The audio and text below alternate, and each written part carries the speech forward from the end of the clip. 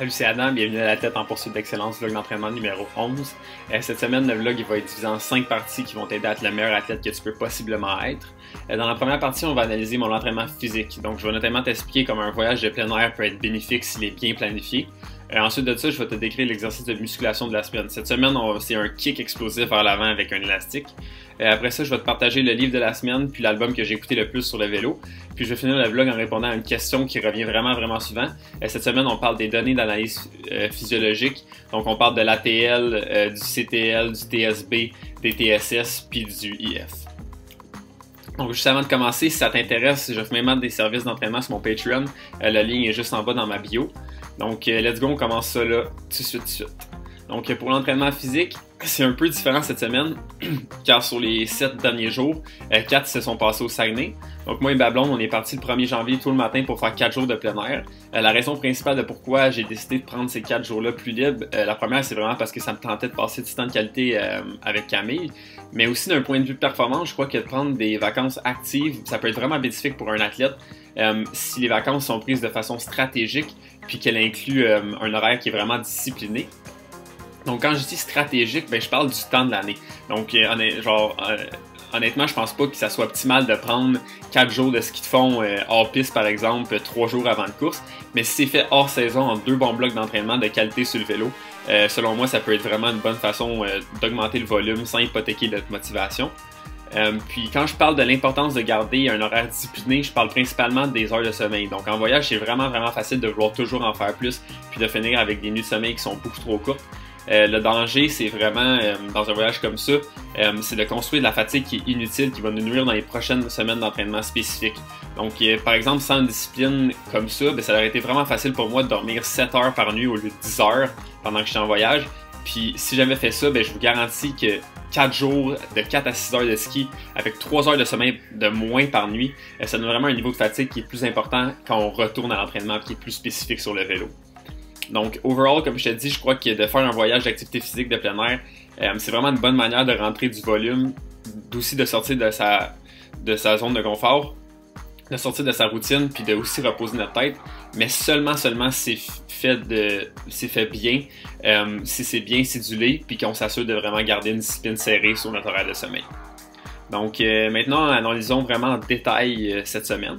Donc lundi, j'ai pris une journée de repos, c'était juste 1 heure easy spin. Ici, l'objectif c'était vraiment d'ajuster la longueur avec la perception de la fatigue que j'avais accumulée durant le temps des fêtes. Si on switch tout de suite à mercredi, le 1er au matin, moi et Camille, on est parti au Saguenay.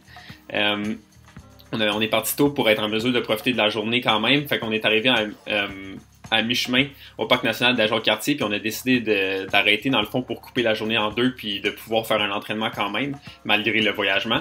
Donc on a fait un hike d'environ 10 km avec un dénivelé de 425 mètres, environ 2h30 de raquette, excellent pour couper la journée de voyagement, comme j'ai dit, puis vraiment de s'assurer d'avoir rentré un entraînement.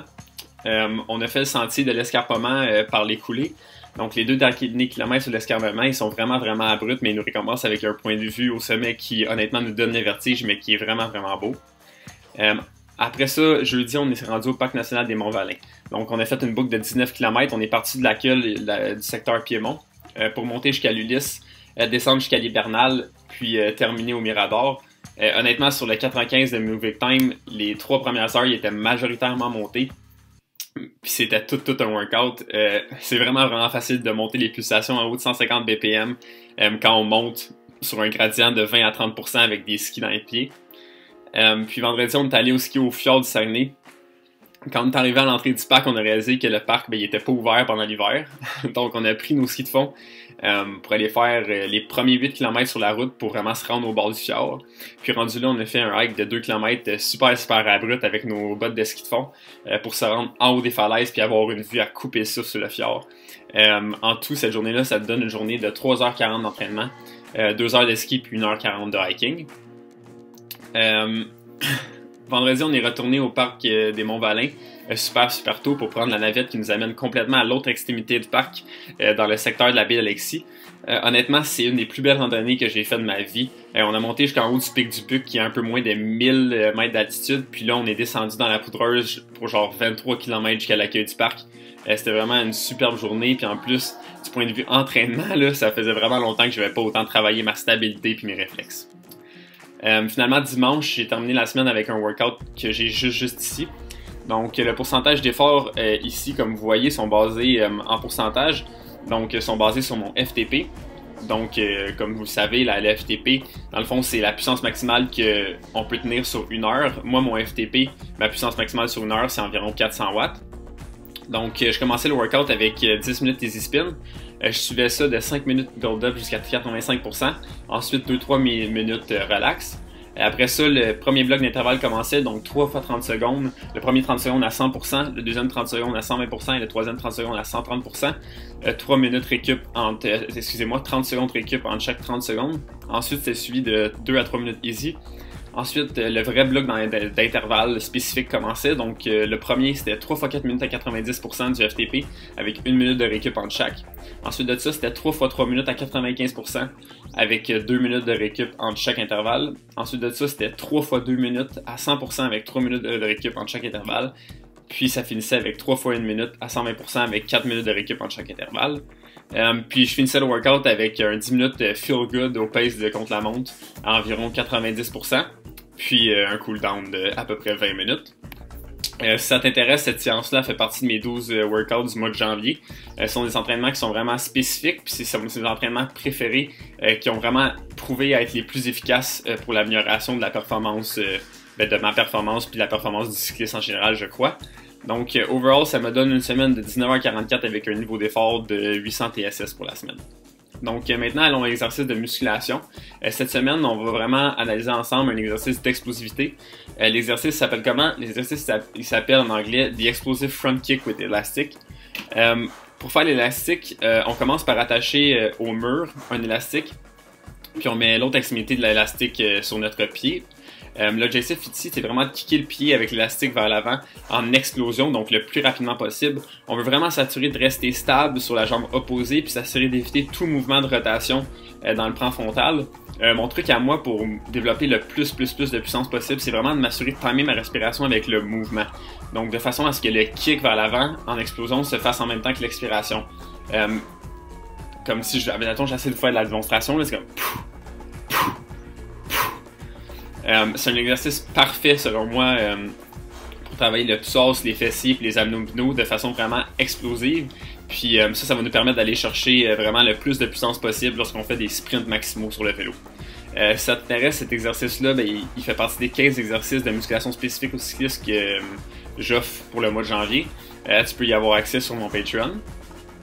Donc maintenant, pour le livre de la semaine, cette semaine, c'est le livre de Yuval Noah Harari, Sapiens. Yuval Noah Harari a un PhD en histoire à l'université de Oxford, puis il est présentement professeur à l'université de Jérusalem. Sérieusement, c'est vraiment un livre fascinant, puis il est vraiment bien écrit. Ça nous transporte du début de l'Homo sapiens jusqu'au présent, jusqu'à ce qu'on est devenu présentement. Rapidement, je vais te présenter les 4 idées qui m'ont le plus fasciné dans le livre. Donc, la première idée, c'est vraiment de réaliser qu'à un certain temps, l'Homo sapiens il vivait avec 2 autres espèces d'humains. Donc, il vivait en même temps que l'Homo erectus puis que le Néandertal. Puis, ces 3 espèces d'humains-là, ils utilisaient tout le feu. Je trouvais ça quand même fascinant. La deuxième, c'est vraiment de constater que l'agriculture, c'est quelque chose qui est vraiment nouveau, puis que la majorité de l'évolution de notre espèce, elle s'est faite en étant des chasseurs-forageurs. Donc, ça nous fait vraiment réfléchir, selon moi, de comment on mange, puis de comment on mange beaucoup de choses qui sont produites par l'agriculture. Donc, quand on mange du gros le matin, des barres sur le vélo, puis des pâtes le soir, ça nous fait vraiment réfléchir. Le troisième, c'est vraiment de réaliser que l'ordre de notre monde, puis que nos désirs, sont seulement des produits de notre imaginaire. De comprendre que ce que nous croyons pour naturel puis inévitable, c'est véritablement tout des construits de notre culture. Puis le dernier, c'est vraiment de comprendre que la révolution scientifique, pourquoi elle diffère de toutes les idéologies ou religions qui la précèdent, c'est parce qu'elle est basée sur l'ignorance et non le savoir. Donc, en admettant dans le fond notre ignorance, mais ça nous permet vraiment de trouver du savoir nouveau avec l'aide des mathématiques, puis vraiment de manière que ça nous aide à augmenter notre pouvoir réel sur notre réalité. Donc honnêtement, si d'aller en détail dans les 4 points que je viens de te dire, ça t'intéresse, je te propose fortement le livre. C'est une lecture qui est vraiment importante selon moi parce que de connaître de où on vient, ça nous aide ultimement à mieux nous comprendre personnellement, puis en tant que société. Donc encore une fois, le livre de la semaine, c'est Sapiens par Yuval Noah Harari. L'album que j'ai écouté le plus durant mon entraînement cette semaine, c'est l'album de Against All Logic. Against All Logic, c'est un projet de danse électronique produit entièrement par l'artiste Nicolas Jar.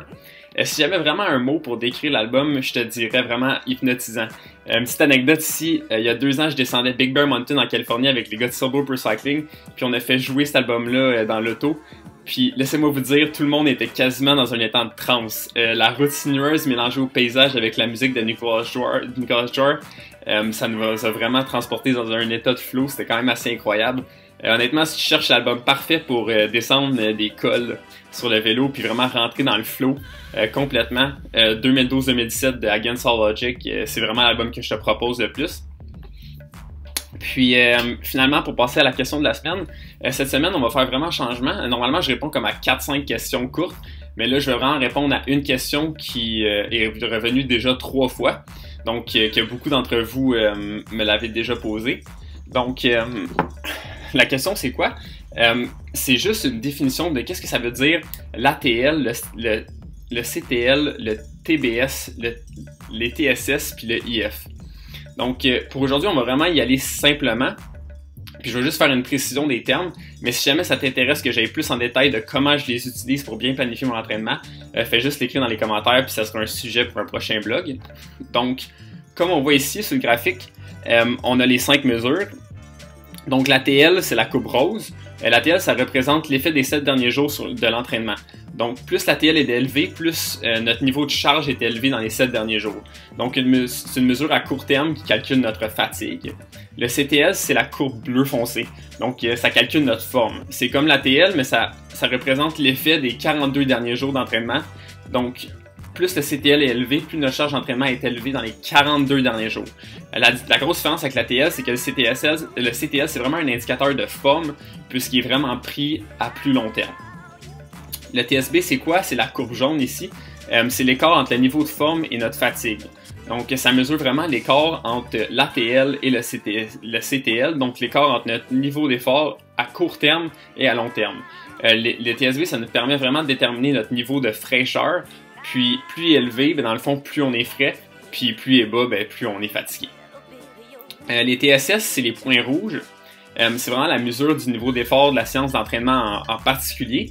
Donc, l'algorithme, il mesure ça avec notre FTP. Donc, plus l'intensité est élevée lors du workout, plus l'intensité se rapproche de notre FTP, plus les TSS sont élevés. Donc, plus l'entraînement est long, plus les TSS ils vont être élevés. Donc, finalement, on a le IF. Ça, c'est les points bleus. Ça, c'est la mesure de l'intensité de la séance d'entraînement. Donc, plus l'intensité de l'entraînement est haute, plus le IF il va être haut. Puis avec le IF, on peut mesurer le FTP. Puis aussi, plus le IF est élevé, plus le FTP l'est aussi. Donc c'est ça pour les 5 données principales d'analyse. Encore une fois, si ça t'intéresse que j'aille plus en détail en expliquant comment bien les utiliser, puis de façon efficace, fais juste le dire dans les commentaires, puis je vais le faire.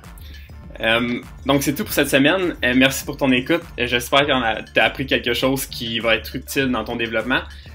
En espérant te voir la semaine prochaine pour le vlog numéro 12. Puis entre-temps, je te souhaite une bonne entraînement. Bye bye!